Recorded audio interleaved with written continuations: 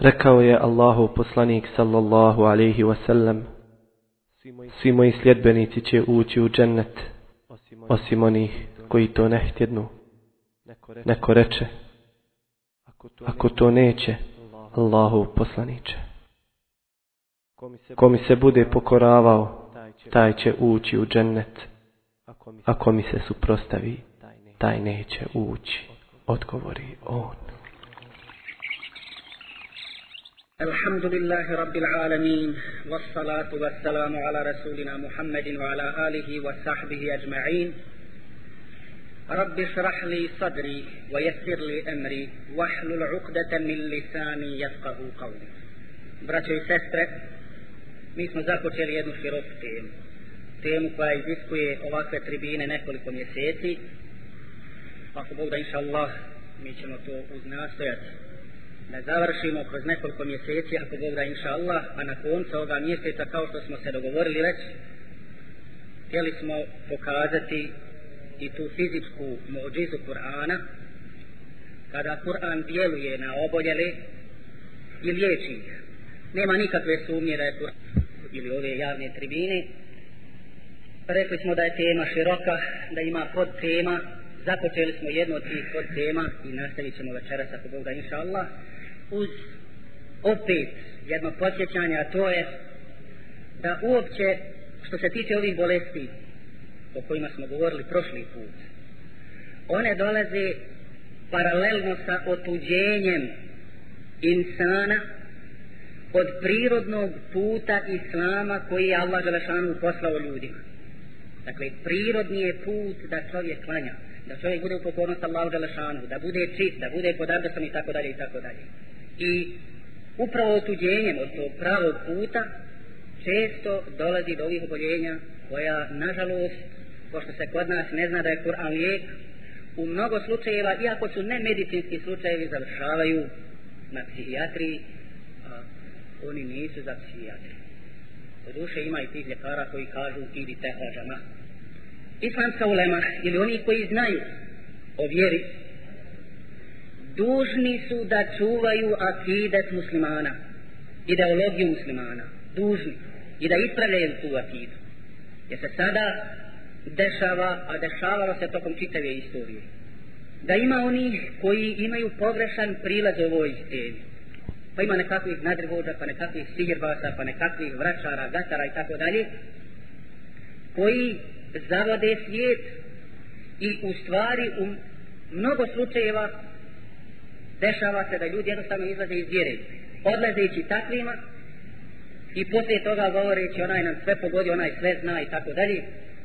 Dakle, oni koji znaju o vjeri dužni su da čuvaju akidet muslimana, ideologiju, pravu ideologiju i da se osvrnu na ovu temu. Dalje, ima jedan strah također od jednog pogrešnog trenda u ovoj temi, a ta je da se poslije sve stvari objašnjavaju džinskim djelovanjem i šejtanskim djelovanjem.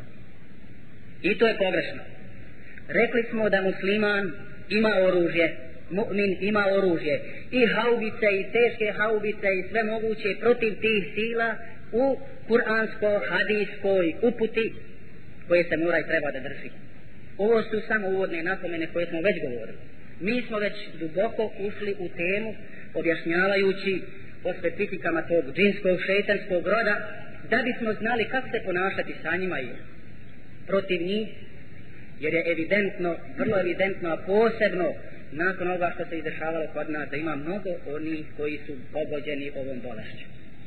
Ja sam naveo i prošli put da je bilo jedno empirijsko istraživanje kod nas u Islamskom centru u Beču, kada su šejhovi koji se bavili ovom tematikom iznenađeni postotkom bošnjačkog svijeta koji je pogođen, tako da se izrazim, tim džinsko-šejtanskim sindromom. Iznenađeni su postotkom. Rekli smo prošli put, kad smo govorili o kapijama ili mogućnošću džinsko-šejtanskog djelovanja, da jedan od tih, jedna od tih najvećih kapija kroz koju najlakše djeluju te sile jeste strah.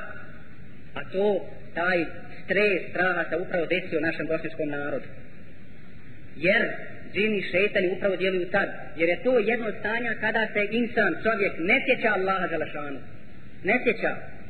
Sjećanjem na Allaha dželešanu, učenjem bismile i njegovih lijepih božanskih imena sprečava se njihovo djelovanje. Čak se kaže u predajama da je najteži moment u životu jednog tog džina koji hoće i napastuje insana jeste upravo ulazak u insana ili djelovanje na insana, jer ako se taj insan tada u tom momentu njegovog ulaska sjeća Allaha dželešanu i uči njegove istiaze, kaže se da to biva uzrokom ili sebepom smrti dotičnog džina.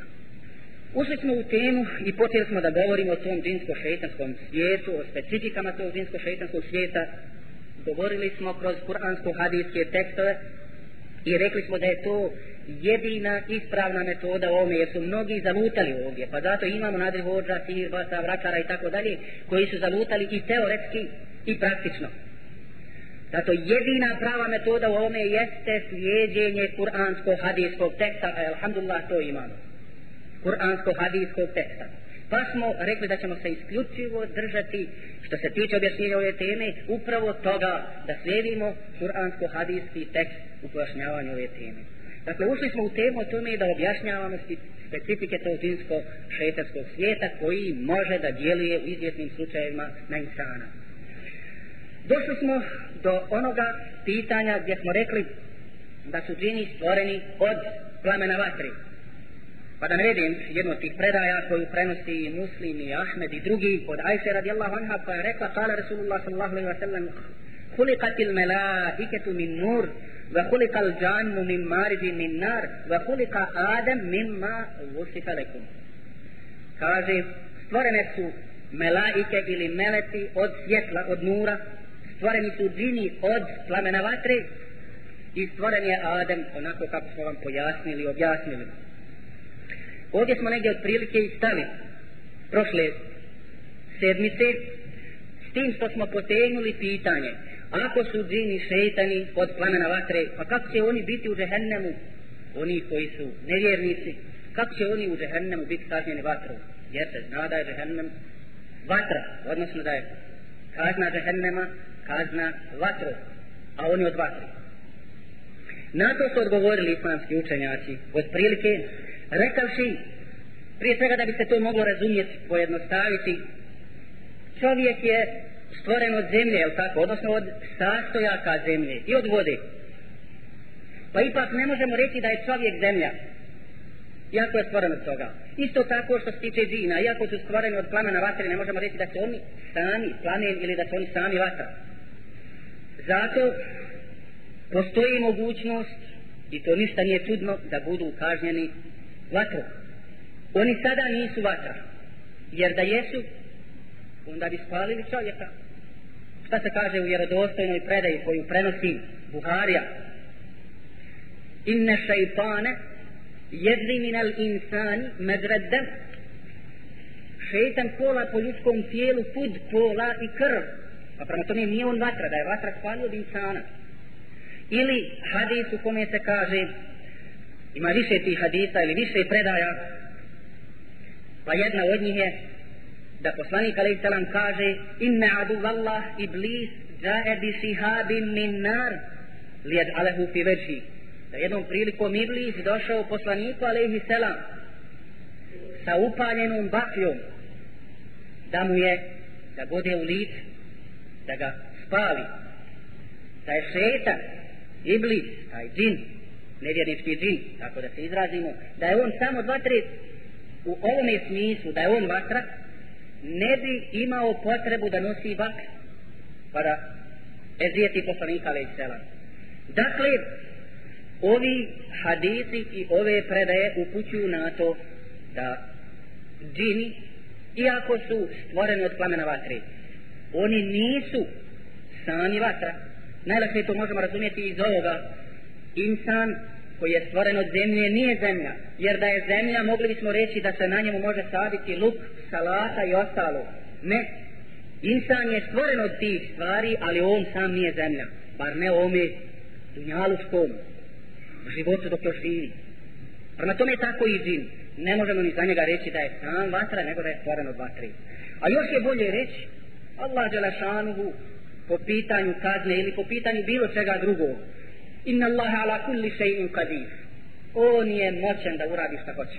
Pa prema tome i da kazni džine u džehennemskoj vatri. Vrste džina. Postoji više vrsta džina.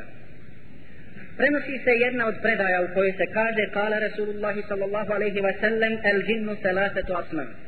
Džina ima 3 vrste. Onda nabraja sinfun lehu međmiha jotirune fil heva. Ima jedan dio njih koji imaju krila i oni jednostavno su negdje u zrak prste. Dodajmo na ovo da postoje predaje da Allaha dželle šanuhu slavi sve što je na nebesima i na zemlji. To sam ja često ovdje znao reći. Sebbeha lillahi ma fi semavati wa ma fil ard. Allaha dželle šanuhu je slavilo u prošlom vremenu sve što je na nebesima i na zemlji. Također i u sadašnjem i u budućem vremenu. Yusebbihu lillahi ma fi semavati wa ma fil ard. Allaha dželle šanuhu slavi sve što je na nebesima i na zemlji ili će ga slaviti. Prema tome ne postoji mjesto u ovome univerzumu ili kosmosu, a da nema neko ko slavi Allaha dželle šanuhu, komu je u pokornosti. Jedino sada se ne uvlačimo u drugu temu. Ima dio ljudi i dio džina koji ne slušaju Allaha dželle šanuhu, oni su nevjernici, ali to ne krni ovu osnovu kosmološku da u čitavom kosmosu Allaha dželle šanuhu sve slavi. Jer je to toliko mali odnos u odnosu na kosmos da je jednostavno zanemarljivo i Allaha dželle šanuhu slavi sve što je na nebesima i na zemlji. Drugi dio ili druga kategorija ovih džina, kako se navodi u ovoj predaji, jeste vasinfu hajatin wa aqarib. Ima, kaže, i dio koji su zmije i akrep. Vasinfun jehillun wa yaz'anun. Ima, kaže, i nekakav dio ili kategorija njih koji jednostavno borave ili stanuju slično ljudima na jednom mjestu ili putuju, idu, hodaju. Gdje stanuju džini? Gdje se nalaze? Gdje su im prebivališta? To također možemo vidjeti kroz vjerodostojne predaje. Oni vole i preferiraju da stanuju na mjestima gdje nema ljudskih stvorenja, kao što su pustinje, zatim smeće i otpad. Vi vjerovatno ovi stariji se sjećate da su naši stari stalno govorili ne idite na mjesta koja su nečista, posebno vrijeme akšama. Sjećate se sigurno da su znali po našim selima dovikivati pa vikati dijete ne idi sad na bunar, na vod, u vrijeme akšama, ranog akšama. Pa ne idi, ne znam, na mjesto, na cipalište nekako i tako dalje. Mjesta gdje su sumnjiva, odnosno nečista. Odnosno postoji mogućnost da su na njima džini. Zatim neki stanuju i sa ljudima, kod ljudi. Sjećate se iz prošle tribine da smo naveli predaju da je poslanik alejhi selam išao u pustinju kada su ga zvali i pozivali da im uči Kur'an i da ih poučava islamskim propisima.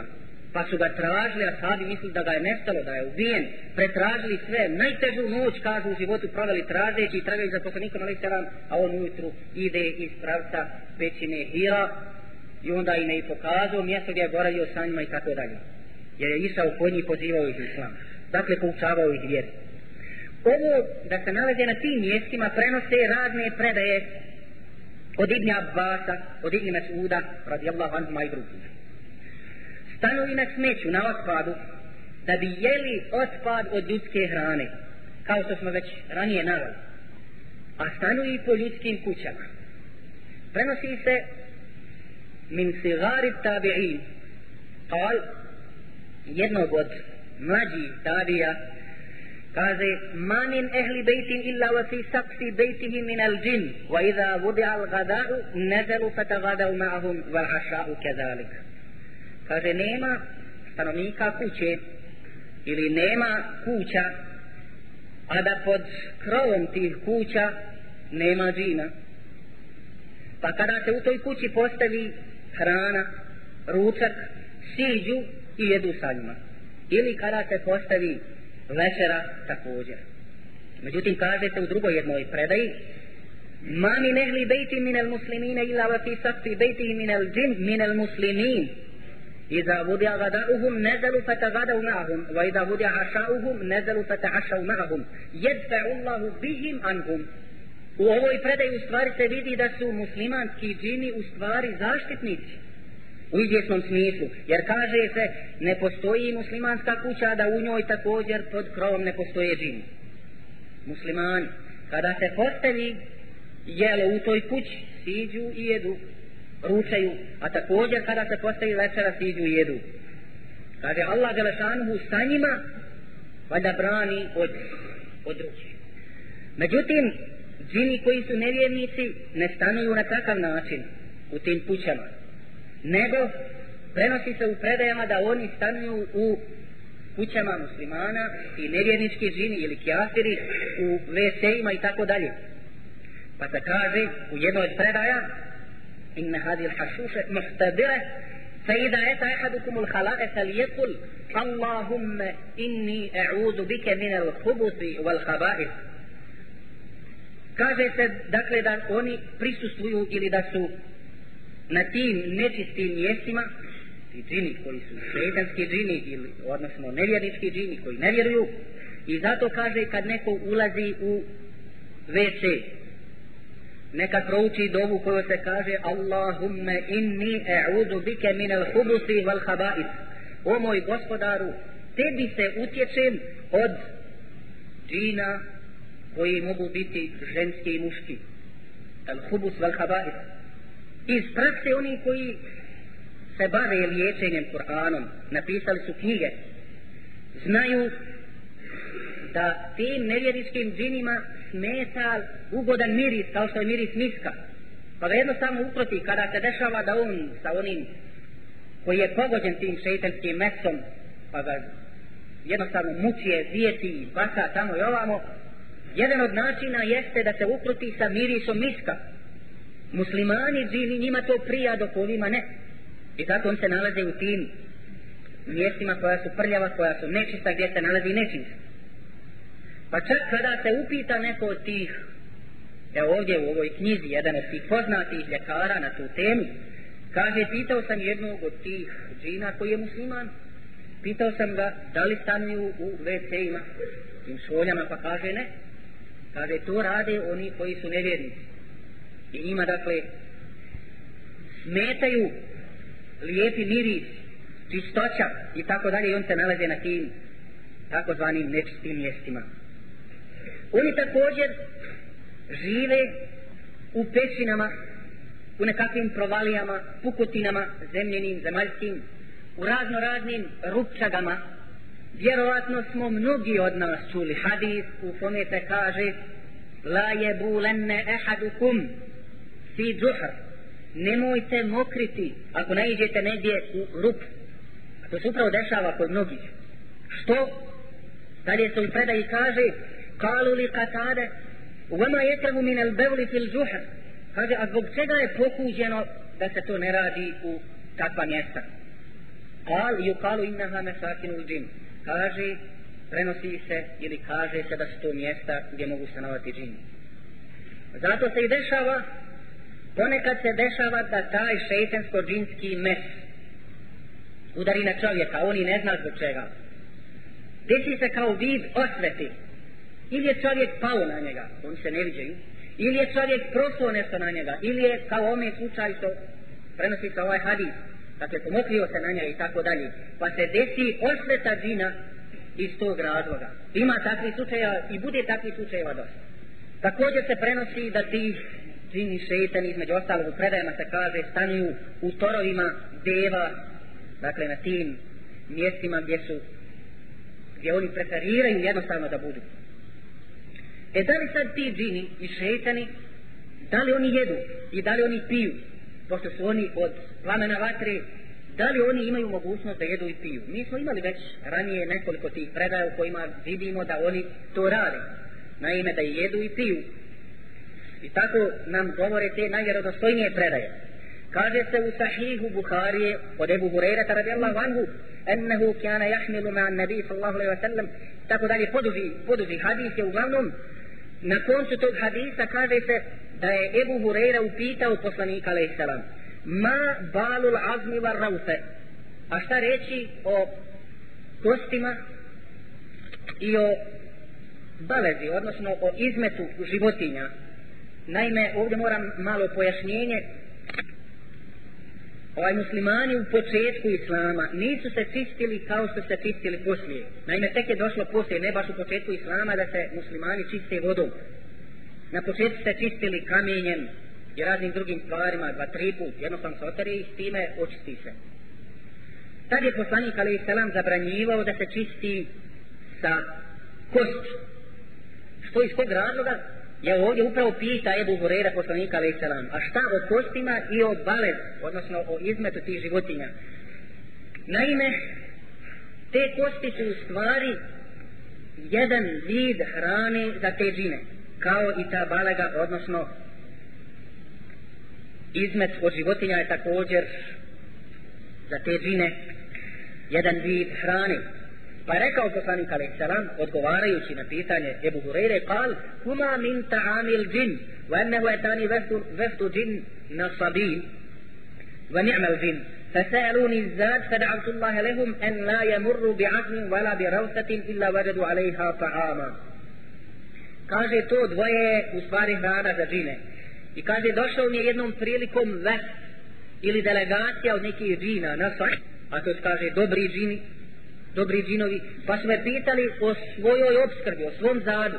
Pa sam molio Allaha Đelešanu da im da ne prođu pored kosti ili pored te balege životinske, a da im to ne bude, ili da na tome ne bude njima hrana. Dakle, to je vid njihove hrane. Šejtani džini, oni jedu lijevom i piju lijevom rukom. Zato muslimani trebaju u svom bontonu, u svom ahladu da to rade desnom. Svi ovi čafirski nekakvi bontoni, pazite dobro, pogledajte nekakve velike ličnosti, ove čafirske, često ćete vidjeti lijeva ruka pije lijevom rukom jedu. To je čafirsko, ne čafirsko, a ne šejtansko. Muslimani i adabi islamski, bontoni islamski su da musliman jede i pije desnom rukom. Time se razlikuje od tih šejtana. إذا أكل أحدكم فليأكل بيمينه وإذا شرب فليشرب بيمينه فإن الشيطان يأكل بشماله ويشرب بشماله. Kada neko od vas jede, neka jede desnom rukom, a kada pije, neka pije desnom rukom, jer šejtan jede i pije sa lijevom rukom. Prije jela bi trebalo pomenuti Božje ime i reći Bismillahirrahmanirrahim, koji još doda Allahumma barik lana fima razaqtana wa qina adhaban nar, alhamdulillah. Znači, prije jela bi trebao i bonton je islamski da unese Božje ime, da se kaže Bismillahirrahmanirrahim. Ima jedna predaja vjerodostojna koju prenosi Muslim od Huzeyfe radijallahu anhu. Kaže, kunna iza hadarna na nebi sallallahu alaihi wa sallam ta'amen lem nada ajdijena hatta jeda Rasulullah sallallahu alaihi wa sallam se jeda jeda. Kaže, kada smo bili ili bivali sa poslanikom alaihi salam na sobetima, dakle na mjestima gdje se jede, kaže, mi smo naše ruke stavljali u hranu prije ruke poslanika alejhi selam. Prvo bi poslanik alejhi selam započeo. Wa inna hadarna ma'ahu marratan ta'aman faza'at jariyah ka'annaha tudfa فذهبت لتدع يدها في الطعام فأخذ رسول الله صلى الله عليه وسلم يدها ثم جاء عربي. Kaže, jednom prilikom se desilo da smo bili tako na sobetu kad dolazi jedna djevojčica, kao da je nešto gura, kao da je nešto vodi, trči i sa rukom trči u hranu. Kaže, poslanik alejhi selam je zgradio za ruku. Kad dolazi nekakav beduin na isti način, ثم جاء عربي كأنما يدفع أخذ بيده رسول الله صلى الله عليه وسلم ثم قال. Boži poslanik zgradio i njegovu ruku, uhvatio im ruke i drži i kaže, inne šeitane jestahillu ta'ame en la yudkar ismullahi alejh wa innehu ja'a bi hadhihi al-jariyah li yastahilla bi fahatu bi yadihi. Kaže, šeitan je požurio sa ovom djevojčicom i inna yadahu fi yadihi ma'a yadiha. Kaže, tako mi onoga u čijoj ruci je moja duša, sa rukom ove djevojčice i sa rukom ovoga beduina je ruka šeitana, ja držim. Poslije je Muslim dodao u drugom rivajetu, vazade Muslim fi rivajet, thumme zekere smallahi wa akal, a zatim je poslanik alejhi selam spomenuo Božje ime, Bismillahirrahmanirrahim, i počeli su jesti. Šeitanu tad nije bilo dozvoljeno da jede. Rekli smo u prošlom predavanju da su oni sa nama kada jedemo, kad kažemo Bismillahirrahmanirrahim, oni ne mogu sa nama. Oni su sa nama, nažalost, i u našim posteljama sa našim ženama. Ali mi, kada izgovorimo, rekli smo onu dovu, Allahumma džennibni šeitana wa džennibi šeitane ma razaktana. Kad izgovorimo tu dovu, Bože, Gospodaru, odvoj nas od šeitana i nas i naš ehlo. I ono sa čime će se začeti večeras čedo, ili začima se čedo, kaže se da šeitan jednostavno ne može prisustvovati. Inače prisustvuje. Prema tome oni su sa nama, ali mi kuransko-hadijskim življenjem na tim osnovama stavljamo paravan između nas i njih. Oni žive svojim životom, mi živimo svojim životom. I zato je velika potreba da se govori o tim stvarima. Da svi budu na svoj način ljekari protiv tih sila. A bit će ljekari protiv tih sila držeći se kuransko-hadijskog recepta u životu. Kuransko-hadijskog recepta u životu. Oni su sa nama kada dolazimo našim kućama. Prije ulaska u kuću bi trebalo pomenuti Božje ime. Zaključati kuću sa Bismillah. Kuća koja se zaključa sa Bismillah ne ulazi šeitan u nju. Kaže se u Sahihu Muslima. Prenosi se od Džabir ibn Abdullah, koji kaže da je čuo poslanika alejhi selam.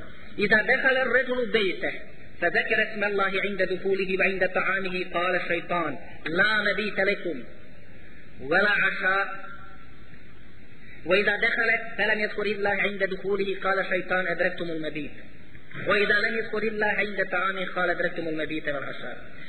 Kaže, kada neki čovjek uđe u svoju kuću pa spomene Božje ime Bismillahirrahmanirrahim prilikom ulaska i prilikom hranjenja ili jedenja, reče šeitan, nema nama ovdje stanovanja, nema nama ovdje večere. A kada uđe u kuću pa ne spomene Božje ime prilikom ulaska u kuću, kaže šeitan svojoj brati, evo nama konaka. A kada pođe jesti a ne spomene Božje ime prilikom hrane ili jedenja hrane, reče šeitan svojoj brati, sada imamo i konak i večer. I pored ovih predaja o kojima smo govorili, nalazimo da se ipak islamska ulema razilazi u pogledu i jedenja i pijenja džina, odnosno šeitana.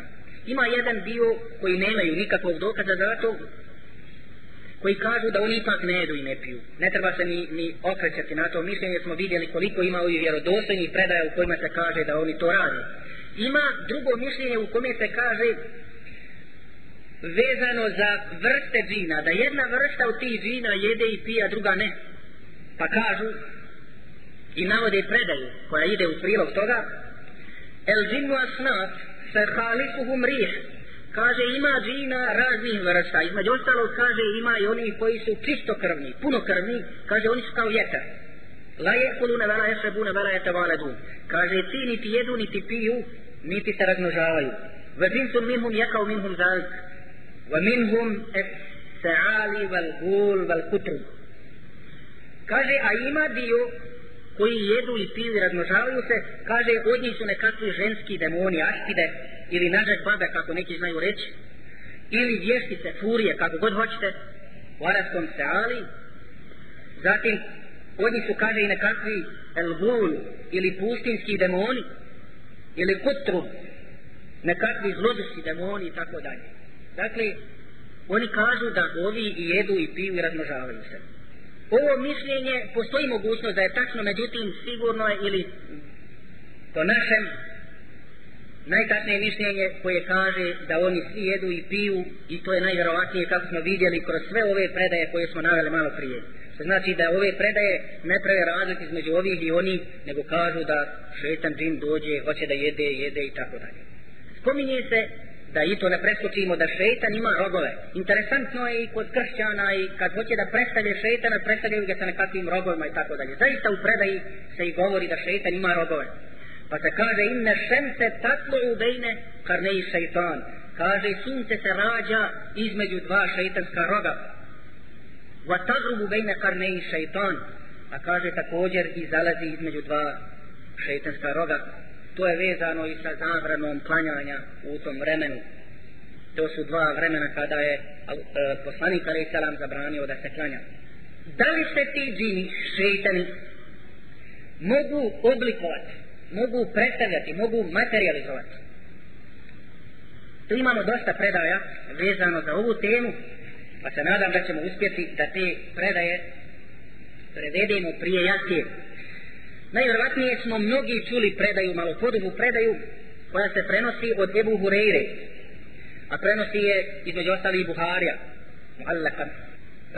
Kaže se u toj predaji od Ebu Hureyreta radijallahu anhu, kaže وَكَّلَنِي رَسُولُ اللَّهِ صَلَّى اللَّهُ عَلَيْهِ وَسَلَّمْ بِحِفْظِ زَكَاةِ رَمَضَانَ فَأَتَانِي آتٍ فَجَعَلَ يَحْثُ مِنَ الطَّعَامِ فَأَخَذْتُهُ وَقُلْتُ وَاللَّهِ لَأَرْفَعَنَّكَ إِلَى رَسُولِ اللَّهِ صَلَّى اللَّهُ عَلَيْهِ وَسَلَّمْ.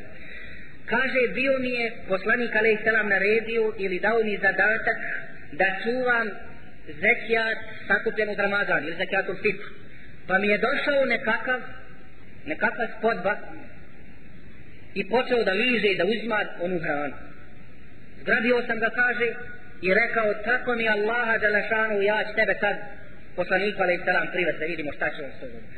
Kal, inni muhtađ, ve alejja ajad, veli je hadetul šedire. Kaže, on se počeo braniti, pa ja sam potreban, siromah, nemam, imam porodicu, zaista sam u teškoj potrebi. Kal, tahallejtu anhu, sasbah. فقال النبي صلى الله عليه وسلم يا أبا هريرة ما فعل يسيرك البارحة. kaže, pustio sam ga, šta ću sa njim.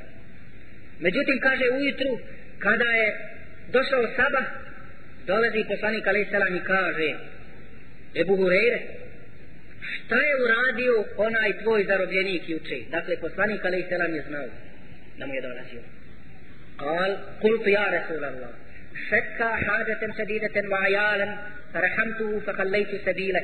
قال أما إنه كذبك سيعود. kaže, Božji poslaniče, on mi se nekako predstavio kao potreban, kao u teškoj potrebi, da ima porodicu i tako dalje, pa kaže, ja sam mu se smilovao i pustio ga. Nekide. Kaže, on ti je slagao, on će se vratiti ponovo tebi. Faresko innehu sejavud li kavli Rasulillahi sallallahu alaihi wa sallam innehu sejavud. Kaže, pa sam sigurno znao da će se on meni ponovo naveče vratiti, jer je poslanik alejhi selam rekao da će se ponovo vratiti. Farasartuhu faja'a yahtu min at-ta'ami fa'akhadtuhu faqul la yarfa'annaka ila Rasulillahi sallallahu alejhi ve sellem. Kaže, postavio sam se u zasjedu, čekao i kaže, naveče zaista dolazi na isti način, liže i zgraba onu hranu. Kaže, pa sam mu rekao la yarfa'annaka ila Rasulillahi sallallahu alejhi ve sellem. Opet sam ga uzeo i rekao, sad ideš poslaniku alejhi selam. Kal da'ni fa inni muhtađ. Pa on opet njemu, ma pusti me, ma ja sam potreban. Va alejja ala ajal, imam porodicu, la e'ud, neće više nikad vratiti. Farahimtuhu fa hallejtu sabila. Opet sam se smilovao, kaže Ebu Hureyre, i pustio ga. Fasbahtu fa kala Rasulullah sallallahu alaihi wa sallam, ja Eba Hureyre te ma fe'ala jesiru. Kaže, kad ujutru opet poslanik alejhi selam pita, Ebu Hureyre, šta ti je uradio ili kako se ponašao ili šta je bilo sa onim što si ga bio zarobio? Opet zna poslanik alejhi selam da je bio kod njega. Kultu ja Rasulallah, šekka hađatem šedideten ma ajalan, farahimtuhu fa hallejtu sabila. Kaže, Božji poslanice, opet me na istu foru, tako da se izrazim. Imam porodicu, potreban sam, kaže, ja sam ga opet pustio. Rekao da se neće više vraćati. Kal, emma innehu kezzebek wa sejavud. Opet je slagao, opet će se vratiti. Farasabtuhu salise. Treći put mu kaže, postavljam zasjedu, faja'a yahsu min at-ta'ami fa'akhadtuhu faqul. Kad je došao, počeo lizati mu hranu, jesti. Ta spodba, kaže, zgrabio sam ga i rekao, la arfa'annaka ila Rasulillahi sallallahu alejhi ve sellem hada akhiru salati marrat. Annaka tazumu la ta'ud thumma ta'ud. Kaže, sad ideš poslaniku alejhi selam, ovo je zadnji, treći put da si ti tvrdio da nećeš doći, a opet si došao. Kal, i opet ovaj njemu, da'ni u'allimuk kelimatin jenfeuke Allahu biha. Kaže, gdje ti mene pusti, ja ću tebe naučiti da izgovoriš neke riječi koje će ti sigurno koristiti. Kultu mahumne, pa ga pita Ebu Hureyre, a koje su riječi? Kal, iza evejte ila firašike fakra'at al-kursi, Allahu la ilaha illahu al-hayyul qayyum hatta tahtimil aje. فإنه لا يزال عليك من الله حافظ ولا يقربك شيطان حتى تصبح فخليت سبيله. kaže, kada htjedneš na krevet, kada htjedneš da spavaš, prouči ajetul kursi, Allahu la ilaha illahu al hayyul qayyum. i završiti ovaj. Jer kaže, iza toga Allah Đelešanu će ti dati čuvara, vjerovatno misli na meleka. Neće ti moći šeitan da se približi do sabaha. I kaže sa halejtu se bile. I treći put sam mu zbog toga što mi je to kazao pustio ga i otišao je. Fasbahtu fa kala Rasulullah sallallahu alaihi wa sallam ma kala jesiru kel bariha. Kaže opet ujutru pita me poslanik alaihi salam, šta ti je ili kako si postupio sa, ili šta je uradio onaj tvoj zarobljenik? Kultu ja Rasulallah za'ama ennehu yuallimuni kelimat yenta'ani Allahu biha fa khallaytu sabila. Kaže tvrdio je da će me poučiti nekim riječima sa kojima će mi Allah Đelešanu koristiti pomoć, pa sam ga zato pustio opet. Ale mahije, pa ga pita poslanik alejhi, a koje su to riječi, šta je to? Kult قال لي إذا أويت إلى فراشك فقرأت الكرسي من أولها حتى تختم الآية الله لا إله إلا هو الحي القيوم. وقال لي لن يزال عليك من الله حافظ ولا يقربك شيطان حتى تصبح وكانوا أحرص شيء على الخير. فقال النبي صلى الله عليه وسلم kaže tvrdio je, kaže ako navečer kad hoću da ležem i da spavam proučim ajetul kursi od početka do kraja, da će Allah Đelešanu dati nekakvog hafiza i čuvara kod mene i da mi se šeitan neće moći približiti do jutra. A ashabi su bili ti koji su toliko bili, da se tako izrazim, pohlepni, da saznaju nešto novo. Naime, interesantno je kod nas ne samo da svijet ne želi saznati o vjeri, nego ni ono što zna ne želi primijeniti. Ashabi su bili drugčiji. Ashabi su jednostavno bili pohlepni da čuju bilo šta vezano za vjeru da bi to primijenili. Pa čak su slali rodbinu žena poslanika alejhi selam u kuću. Idite, pitajte žene poslanika alejhi selam kako je poslanik alejhi selam postupao u privatnom životu sa ženama i tako dalje. Pa su čak poslije toga poslanika alejhi selam slijedili i u tim stvarima.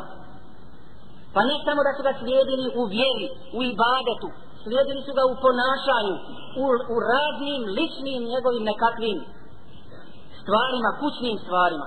Tako su ashabi željeli ilm i nauku. Pa zato i ovaj ashab kaže se za njega vakjanu ahrasa še'in alal hajr, da su oni bili najpohlepniji na bilo kakav hajr koji može biti. Pa zato tražio čak i od tog džina da mu kaže nešto, pa valjda će biti u tome istina. Fakale nebiju sallallahu alaihi wa sallam, i onda poslanik alaihi sallam kaže emma ennehu kad saddekake vehuve kezub, kaže da ti je istinu rekao jesebo, rekao ti je istinu, to je tačno. Dakle, kad se prouči ajetul kursi prije spavanja, ako Bog da inša Allah šeitan ne bi trebao da može da ti dođe. Ako je iskreno proučiš iz svog srca onako kako treba, ne bi trebalo da ti se može približiti šeitan. A kaže on je lažac, ali eto sad istinu rekao. Ta'alem men tuhatib muzdalati ja Eba Hureyre, znadeš li ti Ebu Hureyre s kim razgovaraš 3 noći? Kale la, kaže Ebu Hureyre, ne znam tog, ne poznajem ga. Kale, zake šeitan, kaže bio je to šeitan. Prenosi Buharija. Dakle, po ovoj predaji šeitan može se predstaviti ili oblikovati na izvjestan način. Ne kažem da on može svojom moću, ali se može desiti na koji način, vidjet ćemo i poslije.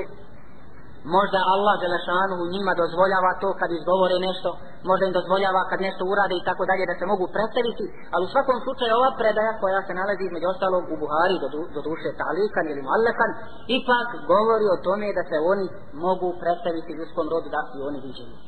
Kaže El-Hafiz, govoreći o ovome hadisu, ili o drugom jednom hadisu u Bej ibn Kjaba, koji se nalazi zabilježen kod Nesaije, kaže ennehu kane lehu durn fihi temr wa ennehu kane etaaheduhu fa veđadehu jenkus, da je ovaj prenosilac hadisa kaže da je on imao možda jedan sepet ili jednu posudu datula, kaže kad bi god došao kod tih datula vidi, kaže da te datule smanjuju se, nema ih.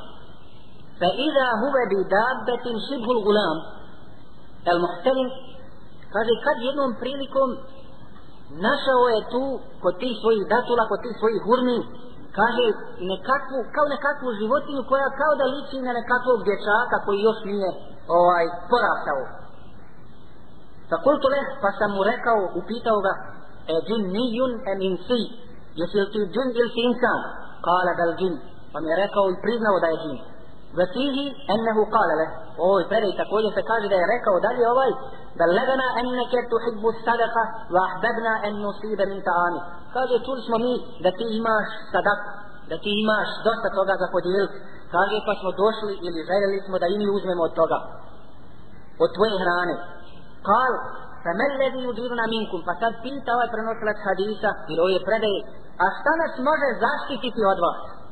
Kale hadihi l-aja, ajatul kursi. فذكر ذلك للنبي صلى الله عليه وسلم فقال صدق الخبيث.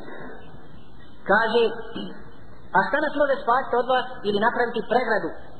Kaže ovo ajet, pa onda spomenuo ajet el-kursi, ajetul kursi.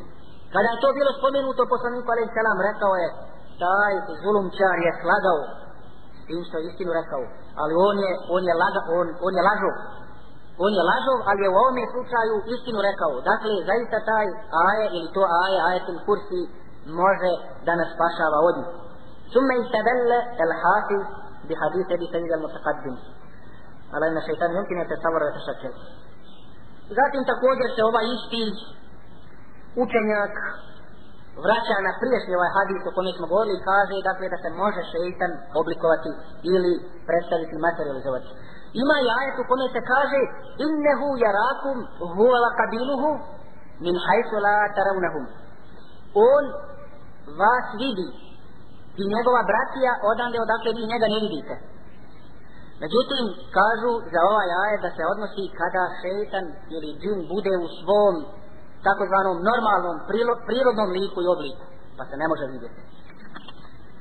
Šafija, jedan veliki islamski učenjak, jedan od imama mezheba, odbija mogućnost viđanja džina. Vjerovatno se ta predaja od njega u kojoj kaže da se ne mogu vidjeti džini misli na taj prirodni lik džina. Prenosi se u predajama od Ebu Hureyre, od poslanika alejhi selam, ala zirveti kulli ba'irin šeitan famtehinuhunne bir rukub. Kaže da na najvišem dijelu ovih jahačih životinja, da li se misli na deve i ostalo, kaže nalazi se šeitan, pa kaže istrpite ih jahanjem. Od Kalade, jednog također prenosioca se prenosi leula ennel kilabe ummetun la emertu bi qatliha walakin khitu en ubide umme faktulu minha kulla asvadin bahim fa innahu džinnuha ev min džinniha. U ovoj predaji od Kalade se kaže da je poslanik alejhi selam rekao da nisu psi jedan vid ummeta, naredio bi da se pobiju. Međutim, kaže poslanik alejhi selam, bojim se da se zatre čitav jedan ummet. Zato od njih ubijajte samo crne, mračno crne, bez pjelje, dakle koji su potpuno crni. Jer je to kaže džin ili oni su od džina. U Sahihu Muslima se također govori o tome da je crni pas džin. Pa kraj te predaje u kojoj se to govori, kaže se ja Eba Zer, ma balul kelbil esvedi min el kelbil ahmeri min el kelbil asfari. Kal, jebne uhi, seeltu Rasulallahi sallallahu alaihi wa sallam kema seelteni fekal, el kelbul esvedu šeitanun. Dakle, rekao je ovaj jedan prenosioc Ebu Zerru, šta je razlika čemu je razlika između crnog psa, crvenog psa i žutog psa? Sve su psi, šta je? Kaže, brate ili sine moga brata, ja sam poslanika alejhi selam pitao isto to pitanje, kao što ti mene pitao, pa je rekao, crni pas je šeitan. Dakle, ti šeitani mogu se dakle predstaviti ili biti oblikovani. Ne kažem da se oni mogu oblikovati kako oni hoće, sami od sebe, ali postoji mogućnost da im Allah dželešanu dao, ako izgovore nešto ili urade nešto, da ih Allah dželešanu pretvori u neku od tih bilo životinja ili tih spodbi. Pa se zato govori da može biti šeitan u liku crnog psa. Govori se od strani poznatih islamskih učenjaka da mogu biti u obliku ili suretu raznih životinja, pa između ostalog u liku ili obliku crne mačke, jer crna boja upravo odgovara tim šejtanskim silama. Čak se prenosi predaja da se šejtan oblikovao ili bio oblikovan, kako hoćete, u liku Surake bin Malika u bitci na Uhud. Prenosi se predaja da je on došao, taj šejtan u liku Surake bin Malika, došao do mušrijske vojske pa im rekao: la galiba lekumul jevm minan nas va inni džarul lekum, kaže danas ne mogu vas pobijediti, vas danas ljudi ne mogu pobijediti, ja sam sa vama. فلما اختفى الناس أخذ رسول الله صلى الله عليه وسلم قبضة من تراب فرمى بها في وجوه المشركين فولوا مدبرين وأقبل جبريل عليه السلام إلى إبليس فلما رآه وكانت يده في يد رجل من المشركين انتزع يده ثم ولى مدبرا وشيعته. فكاže dalje se u toj predaji, a kada se poredali safovi muslimani naspram mušrika, treba da bude borba, kaže poslanik alejhi selam uzima šaku prašine sa Božjim imenom i baca prema mušicima u lica mušička. Kaže, oni su tad okrenuli lica i počeli bježati. U isto vrijeme, kaže se u ovoj predaji, došao je Džibril i Emin i pokazao se Iblisu, tom šejtanu koji je bio u liku Surake bin Malika.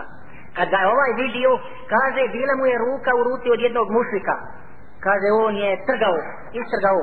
Također se okrenuo i počeo bježati zajedno sa svojom bratijom. Sakale redu, pa mu onda viče taj mušrik: ja Suraka, etezu enneke lena džar. Kaže Suraka, pa ti si rekao da ćeš biti sa nama. Fakal, inni ara ma la taravun, inni ahafu Allahe wallahu šadidu liqal. Kaže, ja vidim što vi ne vidite, vidi on Džibrila. Ja se bojim Boga, a Bog je teškoga zaba i patnje. Vazalike hina re'al melaika, to je tek uradio kad je vidio meleke da su došli, jer su oni boje meleka. Meleki njih progoni. Ibn Tejmije kaže da oni mogu biti u liku ljudi, životinja, zmija, akrepa, deva, krava, ovaca, konja, mazgi, magaradi, ptica, ljudi i tako dalje. E sad, kako i na koji način se ti džini, odnosno šejtani, pretvaraju u te likove? Kako i na koji način? Kako se oblikuju? Šejtan sam od sebe sigurno nema moć te promjene, da pređe iz jednog u drugi oblik. Ali postoji mogućnost, kako kažu islamski učenjaci, da im Allah Đelešanuhu uzvišeni dao, da kada nešto izreknu ili nešto urade, da ga Allah Đelešanuhu preoblikuje u dotičnu sliku. A da sam sebe preoblikuje, to inša Allah ne može. U svakom slučaju prenose se i predaje, između ostalog, o tome da je bivalo direktnih ubistava od strane džina, neki ašabi poginuli od njih, kao i obratno, da su neki od njih znali ubiti džina. Pa se u jednoj predaja prenosi, između ostalog, عن أبي سعيد مولى هشام بن زهرة أنه قال دخلت على أبي سعيد الخدري فوجدته يصلي. Jedan prenosilac kaže, ušao sam kod Ebu Saida al-Hudrija i našao sam ga klanja. فجلست انتظره حتى قضى صلاته. kaže, sjeo sam čekajući da on završi s namazom. فسمعت تحريكا تحت سرير في بيته فإذا حية فقمت لأقتلها. kaže, čuo sam neko pomiktanje pod njegovim krevetom, u njegovoj sobi u kući. Kad izađe, kaže, zmija. Digao sam se da je ubijen. Fešare Ebu Saida Nedvik. Pa je Ebu Said pokazao samo svijet. فلما انصرف أشار إلى بيت في الدار فقال أترى هذا البيت؟ فقلت نعم. قال إنه قد كان فيه فتى حديث عهد بعرس. kaže, pa nakon što je nestalo je otišla, odmizala, pokaza Ebu Said al-Hudri prema sobi u toj kući i kaže, vidiš ovu sobu? Kaže, vidim. Kaže, u ovoj sobi je bio jedan mladoženja koji se skoro ženio. فخرج مع رسول الله صلى الله عليه وسلم إلى الخندق. izišao je sa poslanikom alejhi selam kod bitke na Hendek. فبين huve bihi iz etahul feta yesta'dinu. Pa je valjda taj mladić između ostalim tu koji su bili, kaže, došao poslaniku alejhi selam da ga nešto pita, da nešto traži od njega. Tu upravo gdje se dešavala ta bitka na Hendeku. Pa kal, ja Rasulallah, izen li uhaddisu bi ehli ahda. Kaže, Boži poslanice, a on je bio išao zajedno sa poslanikom alejhi selam u tu bitku na Hendeku, kaže, dozvoli mi da se vratim svojoj porodici, odnosno svojoj ženi, da joj nešto prenesem, da se nešto dogovorimo. Feledine Rasulullah sallallahu alejhi ve sellem